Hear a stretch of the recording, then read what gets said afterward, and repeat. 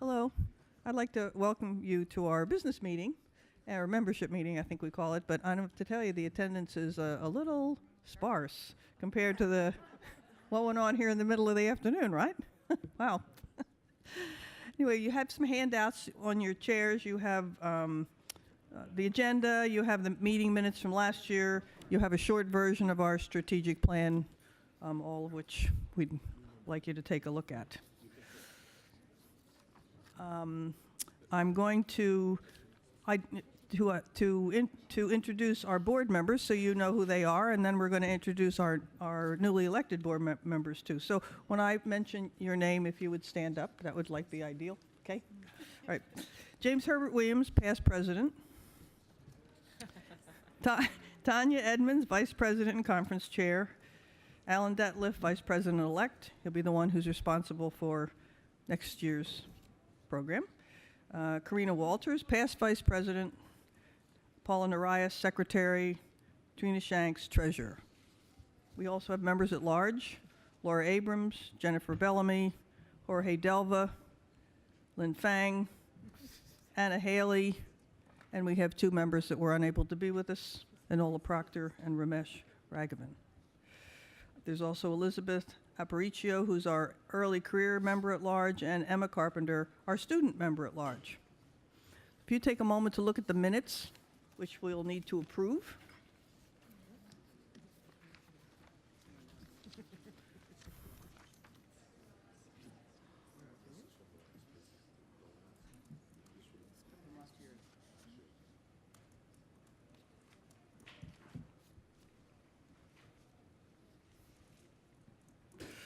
Does anyone have any corrections, additions?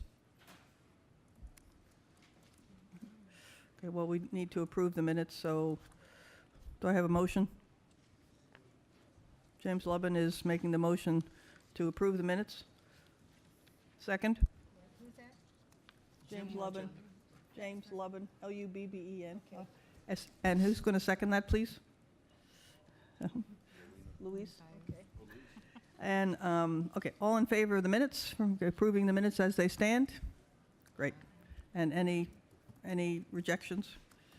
Any abstentions? Okay, thank you so much. Okay. So I have a brief president's report.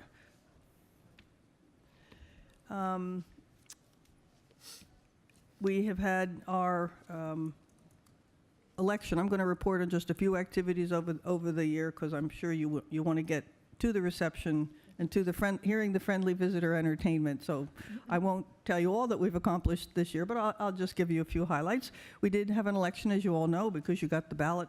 And our president-elect, if you'd stand, this would be great, Luis Zayas, who's at the University of Texas, Austin. He's our incoming president-elect.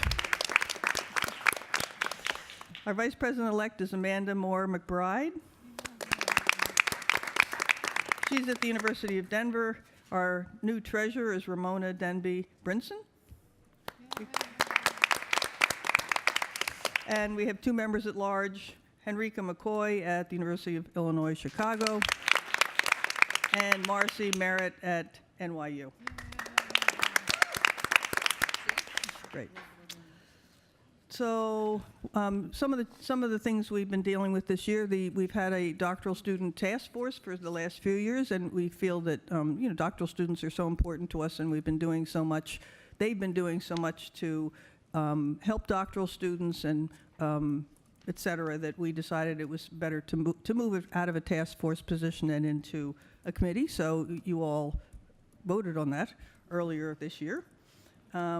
Also, for the conference sponsorships, please note in that we have a long list of sponsors in your program, and the people this year, schools, et cetera, were most generous, and which we are then able to give coffee breaks and other sorts of things. It was really wonderful, the generosity. We've had this year, we've had a couple of requests for people to affiliate with our SIGs, our special interest groups. And so we weren't really certain from a legal perspective what that really meant for the organization. So we waded in with our lawyer, and what we found out was that indeed SIGs are legal entities of SWR. Before, we were thinking that we were providing space, but that we were not legally responsible for them. But that's not the case. We are legally responsible for the SIGs, and so therefore, all SIG conveners this year got a short survey asking some basic questions. We're then going to follow up with a longer survey about who's in, people that are in their group and the kinds of what they're, dealing with, et cetera, in order to have a better idea of what the SIGs are actually doing, which this is what our lawyer suggested, and that we also, and that we will still continue, obviously, with the space issue. I know there's been some commentary if we move into this legal status and we're responsible as we're going to be able to do more for the SIGs, and at the moment we're not promising that. We have to sort of wade into that and take a look and see what we're capable, what other kinds of support we're able to provide SIGs. But anyway, so those of you that are in SIGs and your conveners, you will be asked for more information. We've had this strategic plan that I think James Herbert talked about last year that started in 18 and it'll go till 22. So I'm going to talk just a little bit about a couple of issues that we've been, or progress we've made in a couple of those priorities. So one of them is the to build research capacity. So our Research Capacity Development Committee, the Membership Committee, and the Communications Committee have formed two task forces. The Research Capacity group worked with the Membership Committee to provide feedback on the membership survey, which you've all seen, right? You all got the membership survey in the mail, and therefore we're going to we're looking to identify training opportunities and basically formulate some training plan going forward. We also hope to make SWR training more accessible using technology and multiple training platforms. And so we are hopefully putting things up on YouTube, and we filmed all these major lectures that we had going on during this conference. We've also increased support for our doctoral students to attend and participate in the annual conference. I just went to a session and the man stood up and looked at me and said, "Thank you so much for for giving me the travel grant to come to the conference." So we increased the number of students that we could give travel grants to. There you are, from 10 to 20. So we were able to support another 10 students than we were last year. We've also hoped to develop and expand our volunteer opportunities for the broader membership. We'd like more people involved in what we do. And so in 2019, the Membership Committee will review and update our member benefits and create an inventory of our current volunteer opportunities. All right. And then lastly, under our communication, our priority that looks at communication and dissemination, we are really working at trying to expand our partnerships with the other national social work organizations. And through CSWE, we've been, there's a leadership roundtable group that's been meeting and trying to get on some common ground when it comes to sending out communications, et cetera. We also, through CSWE, have been able to partner with them in a contract with Lewis Burke. That's an advocacy group in Washington. And so, I mean, we've tried as a group, we've been small, we've tried as an organization to have an advocacy presence, and this has turned out in the last year to be quite a viable option for this. So we now have the person who's the head of social policy, and Jennifer Lewis, who's the executive director, and me, and Ramesh Hagavan, who's the communication person, meet on a monthly conference call, and then once a year we go to Washington and meet with these people face to face, and they basically keep us apprised of what's going on, from in a policy perspective in Washington, highlighting how social work might be involved, and we're this coming year, we do have a plan to try to reach out, to try to feed information into this advocacy group through the content that many of you have that they're looking for, because this advocacy organization needs people that have the expertise to feed them content so that they can deal with the legislators. So All right, that's the end of my report. I'm going to now move to Tanya Edmond, I asked her if she would just give a conference. For those of you that missed the opening plenary, I want to make sure you understand what what the number of abstracts were, et cetera. So Tanya will tell you that.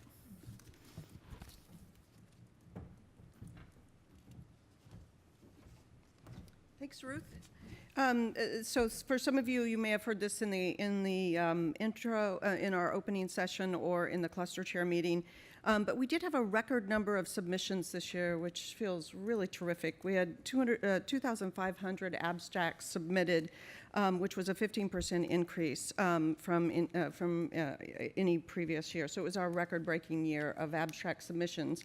The challenge with that then is we had the same number of slots, which meant that we had a higher rejection rate. And so really good papers probably from some of your colleagues that didn't make it into the session is just an indication of the strength of the proposals that were accepted. So I think that the quality has been terrific. We had 50 cluster co-chairs representing 25 cluster topics and 245 abstract reviewers engaged in this process. The actual process of review was the same that it has been, with some minor improvements to our ability to evaluate symposia. But we do have openings for cluster chairs and for a need to refresh our reviewer list. Please think about your colleagues, yourself and your colleagues who you think could contribute to this process so that we can continue to ensure the high quality of the conference. And I think I can say confidently that our keynote speakers were simply outstanding. So that feels pretty good too.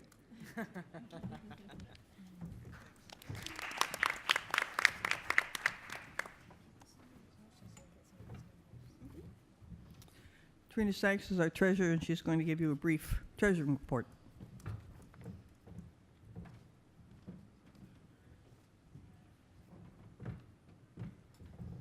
Next slide.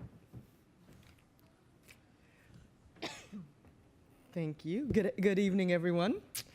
I'm going to give our financial statements. First of all, just the balance sheet. Our current assets are $1,411,306, and it's even slightly higher than last year. Our liabilities are $197,705. And so our net assets, we have 350 that are in a restricted fund. We're holding it out so that we won't spend it unless we absolutely need to, but we still have additional assets that we could use for future purposes. And one thing to know, since we have our strategic plan and we're paying more for doctoral students, we're paying more for various things, we actually are using our increased assets to actually provide better services for our members. So our total revenues for this is audited statements for 2017. It's the last full year that we have audited statements for. So our revenues were $602,411. Our expenses were $515,668 for a total net income of $86,743. If you look at all of our revenues, you'll see that the huge majority of our revenues come from the conference, the net revenue we make from the conference, and from membership dues for that $602,000 total. And our expenses actually spread out across a lot of things. So management, travel for speakers, travel for board, editorial for SSWR, printing, programming, abstracts, all the different things we pay for the conference. And so for the total expenses of $515,668. And you may ask, if we have $86,000 in net income, how do we have such a strong balance sheet? And that's because we had one-time kind of windfall that I said in previous treasurer's reports. But overall, we're really in a good financial position, but we always need to be good stewards of our resources. And so it's been an honor to serve as your treasurer over the past 3 years. I appreciate the opportunity, and I trust that you'll continue to be good hands with the SSWR board, staff, and the incoming treasurer. So thank you very much, and that's the end of my report.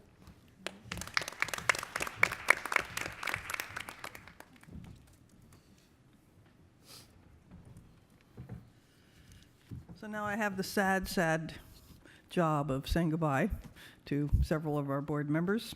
So if you would come forward when I mention your name. The first is James Herbert Williams, who's been our past president, and he's also spent 10 years on the board as president, vice president, and member at large. But what James Herbert hasn't answered the question yet about how's he going to live without us.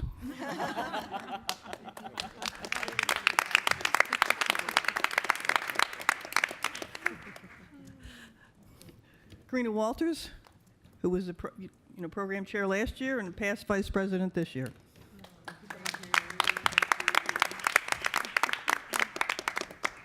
I can't tell you how hard all these people work. I'm going to miss you. Trina is treasurer.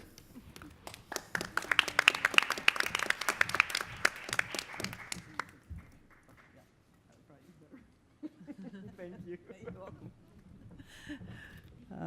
Laura Abrams, member at large.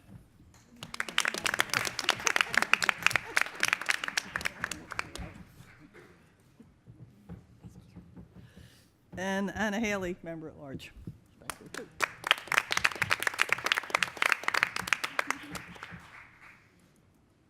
Oh, God, I got it. Let's get it going the right way, huh? Thank you. And I also want to thank Tanya Edmonds as conference chair and vice president this year. She done just a fabulous job on this, and so we also have a plaque for you. Yeah.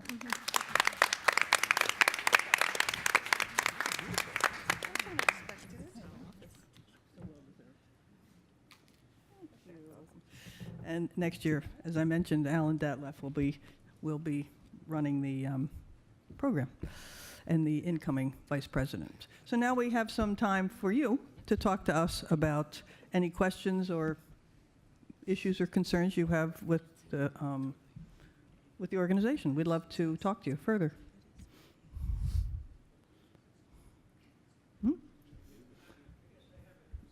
Well, I wonder if we have a mic. Yes. Maybe you just hand me that one, or yeah, and I think we can turn it on. How at the back here? It's on already. Oh, it's on. Oh, here you go. Yeah, thank you.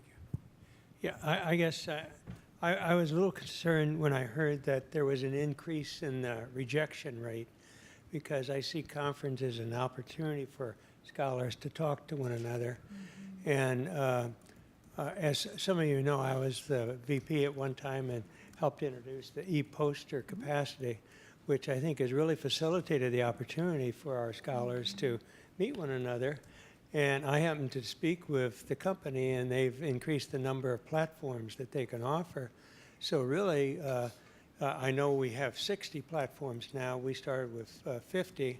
It might be reasonable as you plan for next year's conference to jump up to 75 platforms, because that would then enable even more scholars to come and present their research to one another. Because the comment that you mentioned was that there were some very good candidates whose abstracts had to be rejected, and I think that's actually not something we want for our organization to be, if you will, a stumbling block for our colleagues presenting their work. So I guess it's really a vote of confidence on where we've gone and how we've come this long way, but also encouragement that we shouldn't become complacent, but continue to accept the possibility of further growth of the organization. Good idea. And I'll just throw another number out that might have been helpful if I had said in my remarks. The acceptance rate was actually 61%. So even as we had a lower acceptance rate, that's still a pretty high number. So I don't want to give the impression that we were becoming overly selective in this process. So just as the comparison would be, last year it was I think 67%. Acceptance rate, and this year it was 61. I think that's. Actually, I feel that that's actually even more alarming than saying half of the abstracts Yeah. Well, no, I think you need the microphone, please, Jim. Yeah, that 49% of. No, 39. 30. 61% acceptance Okay, rate. 61. Okay, I missed. But, so there's still a little slippage, but it does suggest the possibility if you put in some more platforms, you could easily grow that number. And of course, that's reflected in the financial report that was reported there too, because that's what generates the income for this organization. Yes. Thank you. I've come to SSWR conferences for many years, and many of the workshops or presentations that I went to, there was a little to no discussion. And maybe that's because I'm now at a university in Germany. I'm not coming just to listen. We want critical discourse and exchange, and I'm really troubled how little that's happening.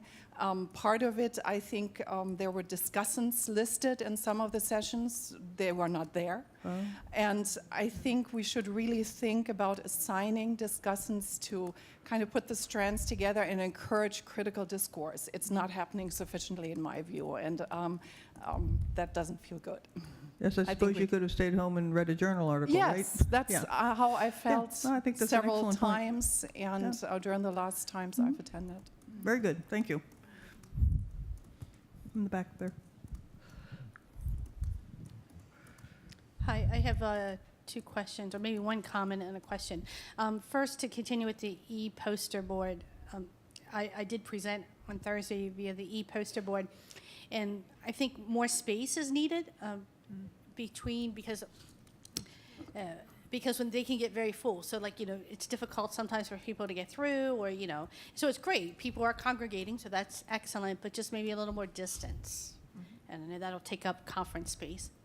So it's just a comment. And then the second thing is I see from the minutes from last year talking about, let me see, hold on. I can't really hold, sorry.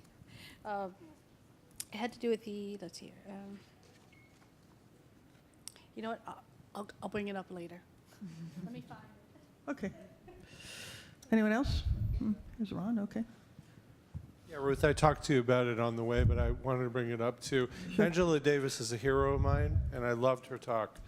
I just am keenly aware, in speaking to many of my colleagues, that SSWR may not be aware of the massive controversy in the Jewish community between different Jewish groups and between different African American and Jewish groups about the whole discussion around Palestine and Israel and how that's being translated through the Black Lives Matter movement and different controversies that are happening. It's very complex and very nuanced. And I think for many of the Jewish participants who are connected with Israel and do work, even peace work with Palestinian Jews, not having that kind of understanding is a difficult situation. I think if we can think for next year, we're social workers, it would be nice to do more than what I see being done in the other conferences where there's a kind of a campaign to present one side and not to actually have a dialogue in terms of what social workers are doing in Israel or what things are happening. And we happen to be one of those groups that we have Arab and Jewish students and faculty working on school violence projects throughout Israel and Arab and Jewish. So it's a very complex, nuanced situation, and compare it to Ferguson and to say it's the most largest open prison without any understanding from SSWR. I think there's very strong emotions. And I even thought to myself today, if I don't bring this up here, do I want to come back? That's how strong the feelings are. And I'm very connected to SSWR. Okay. So I think it's worthwhile giving some thought from the board since you invited her, and I think rightfully so, and you gave her an audience and we listened and she's a hero, to not neglect that issue, because I think we could do better as social workers in creating a dialogue that's actually meaningful and not, currently everybody's afraid to open it, because if you open that box, what's going to happen? Only bad things. People get angry at each other. We saw what's happening with the Women's March right now and other kinds of issues that they're being canceled because of this issue. So I'm hoping that since this did happen here, that we could take a positive approach to it and actually think of a way to, either during the year or next year, to have a serious discussion about some of those things. I don't know if people care about that, but I think for those of us who do international work, it's an important issue to relook at. Yes, very important. Thank you, Ron. Can I just add a little information? They're all on. Are they all on? Are all the microphones on? Can you all hear me? Get him. Oh, so sorry. So sorry.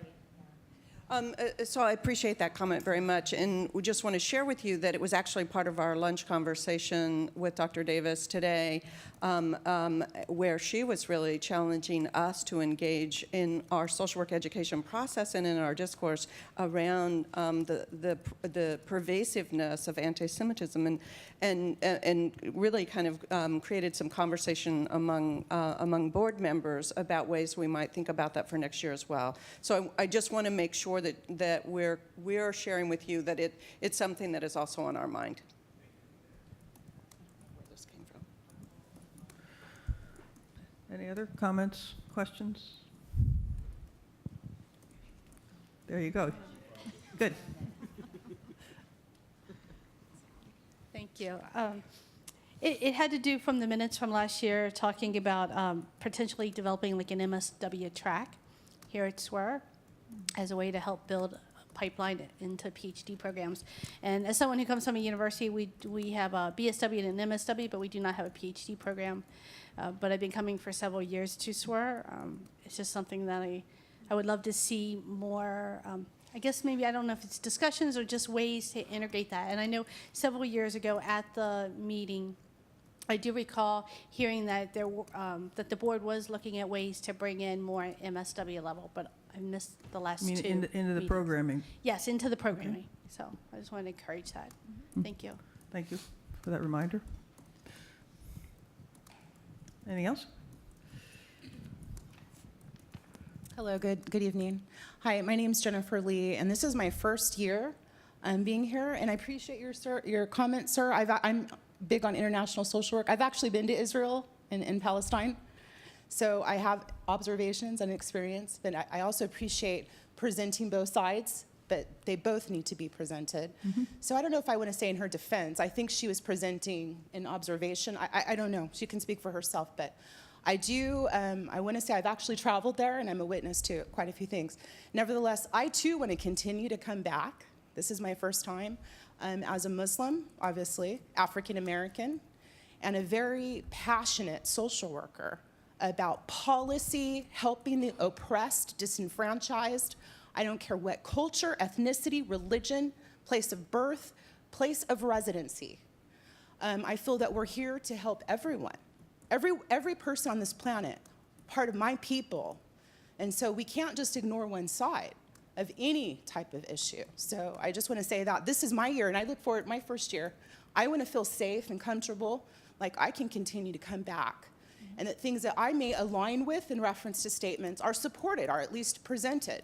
Because I think that we should have freedom of choice about what people say. They should feel free, freedom of movement, of choice, of discussion, to feel safe, no matter where they come from, what their religion is.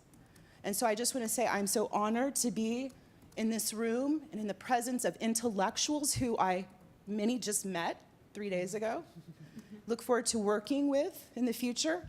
And also want to make this opportunity to call for more social workers to become politically engaged on the front lines of policy, given whatever's happening with the women's marches, with different issues going on in our world and our society. This is where we should become politically, civically engaged as social workers.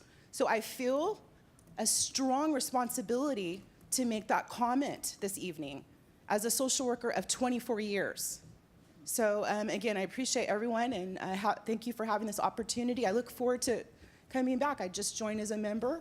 It's been going good so far. So, I appreciate that. Well, So I appreciate thank you for everyone. that comment and for the support. Social policy certainly is one of our strong underpinning principles, and we do hope you come back next year.